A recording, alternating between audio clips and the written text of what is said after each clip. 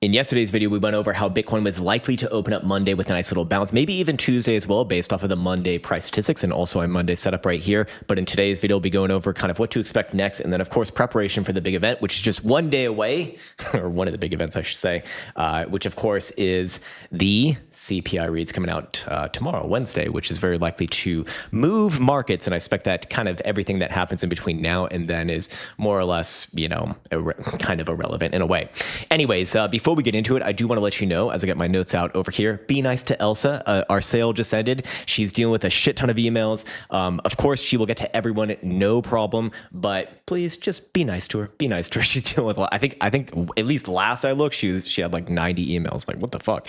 Anyways, let's get back into it right here. Starting off with a follow-up of yesterday's setup. So we were looking at this strategy right here, which is about to actually close in 7 minutes and 15 seconds, where we had a nice edge based off of our price statistics right here, that Monday, or opening along on Monday at 00 UTC and then closing it at 10 a.m. UTC on Tuesday, has produced, well, a net benefit in terms of a net profit here. And you can see that this one is actually working pretty much almost exactly as expected. And so far, from open to current price, which again is about to close in about six and a half minutes, is about 3.75 move to the upside. And going into the performance summary right here, based upon this strategy, that is actually pretty much bang on or very, very close to the average running trade, which is actually a little bit closer to 4.25 right there. So again, you can see how statistics just work out more or less over time. We saw the same thing last week. We did not see the same thing before, in the week prior, although it did hit the average loss percentage. And then, of course, the last couple weeks before that, we're both more or less the same. So again, statistics are what we're focused on here, and that is why we're going to be going into some Tuesday statistics, which actually Tuesday is one of the most likely days to close negatively from open to closure since 2024 began.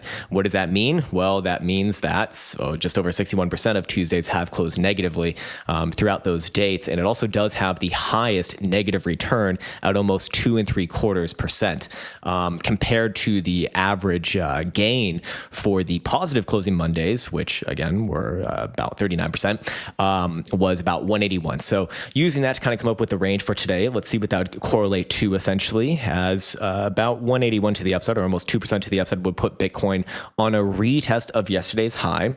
And of course, to the downside, 2.75 would put Bitcoin back down around about 55,500 or so, give or take a small amount from that number. So likely the range for today. Again, I don't suspect that we'll see anything like super interesting today before tomorrow's event. Perhaps, another try to the upside. In fact, if I was looking at this right here, I actually do think that Bitcoin probably tries a little bit of a move to the upside. But again, this is all just kind of laying low and wasting time until tomorrow's CPI data comes out, and that's likely when the market does actually make its move, using that as more or less an excuse to move. Now, moving on from there, I do want to get into some HPDR ranges, both for the daily and the weekly time frame. We can see right here on the daily, the median for CME is all the way at 59,600. Theoretically, Bitcoin could pop all the way back up there, today, Tuesday, or even on tomorrow's news, and reject. That is to say that as long as Bitcoin is basically below $60,000, there's not anything super interesting to be looking at here. Again, your last trending lower high was all the way around $65,000. So it's got some work to do to actually reverse this as of right now. Just a little bit of overview, or that's not the word I'm looking for, but just like a more top-down view of kind of where things are at right now. Of course, the weekly time frame, showing that same range that we looked at yesterday, 61.8 level to the upside is $57,000. So if Bitcoin is going to salvage itself here, we really would expect a closure above 57 by end of week. But again, until that time, do think that it is just more wise to be more defensive. Again, I'll bring you back to the statistics over here for September lows. On average, the low of September has not been had until basically day number 15. And we are on day number 10 right now. So we're actually getting pretty damn close to that, in fact. Well, perhaps that is maybe more, good news for the boo laws, because the back half of September has traditionally actually been positive, as we've gone over in prior videos as well. But until that time, like I said, it's probably better to be a little bit more on the defensive side. Again, with tomorrow's event, if things are going to break down, we probably would expect it to come off the back of that, somewhere around there would kind of make sense. So going back into it right here, should also be aware that when we go over to our stochastic momentum charts, we can see there are some etchings of some salvation going on right here. We do see the daily time frame is going to see a sharp, well, maybe not a sharp, but a nice cross the upside on the daily stochastic oscillator, as long as Bitcoin closed today above $56,000. We've all seen crazier things in about a $1,500 move between now and the end of the day. So, just be aware of that. But for right now, yes, indeed, it is up. The 2-day time frame is still positioned to the downside as long as Bitcoin's below 59,100. The 5-day time frame is also going to be positioned to the downside as long as Bitcoin's below 59,200. And the weekly, of course, is $60,000 pivot and also positioned to the downside. It's still like holding on for dear life at best. 5-day time frame right now does have a nice wick to the downside. I mean, it wouldn't look terrible if it closed like this, but when does it close? Tomorrow. Of course, it closes fucking tomorrow. And what does that mean? It does mean that, until we get tomorrow's event, probably wouldn't be making any like major decisions here. And as it stands right now, as long as Bitcoin's basically, especially below $60,000, but even below $59,000 as well, this does seem like perhaps a bit of a trap, but again, tomorrow will very likely reveal most. Today, we expect more or less sideways-ish within this kind of tight range that we went over on the statistics right here. This trade is literally about to close in 1 minute and 40 seconds. So let's see actually how this does evolve here. Is it going to close profitably or not? Who the fuck knows? but yes. Anyways, I did want to, was there one last thing that I wanted to do? I did want to make a quick note to the people who are actually in the Quant automation program now. Now that the sale is over, we can reveal a few more things. Just posted a new strategy in there. This one actually is not it. That's something that I'm working on, but the daily strategy right here has been posted. This one also not exact, but you can see it in the sort of, Quant library, if you want to call it that. Maybe I'll actually rename it Quant library. That sounds good. Pretty fucking simple strategy and hilariously effective, as you can see right here. I don't know how to explain that. It just is what it is, man. It is what it is, and that's really what it all comes down to.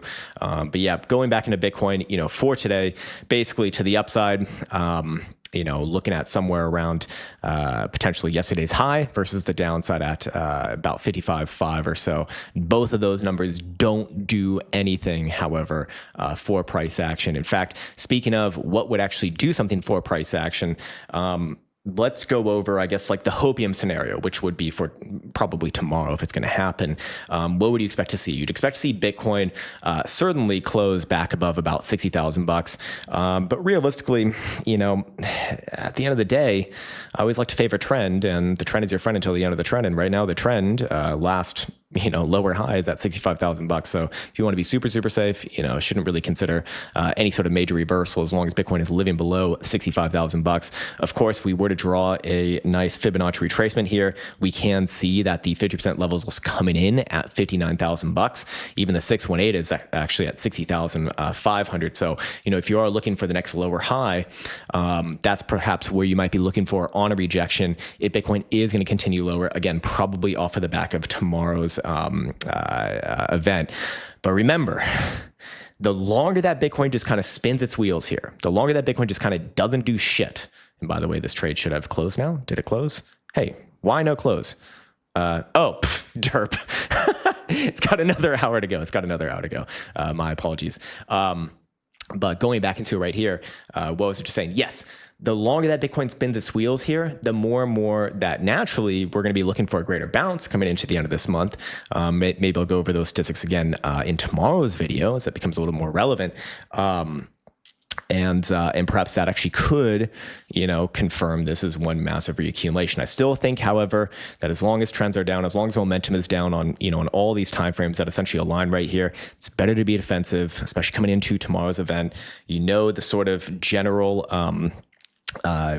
rule or just general observation that we've had, in the sense that usually coming into an event, if you rally into an event and you're at resistance, a lot of the time it'll sell off from that, and vice versa as well. If price kind of falls down to a support and then the event happens, typically you do bounce. Not always, but more often than not, those results do occur. So in this case, Bitcoin would be bouncing back up into a resistance. But we'll see. It's a long day left to go. I do want to continue to remain open-minded here.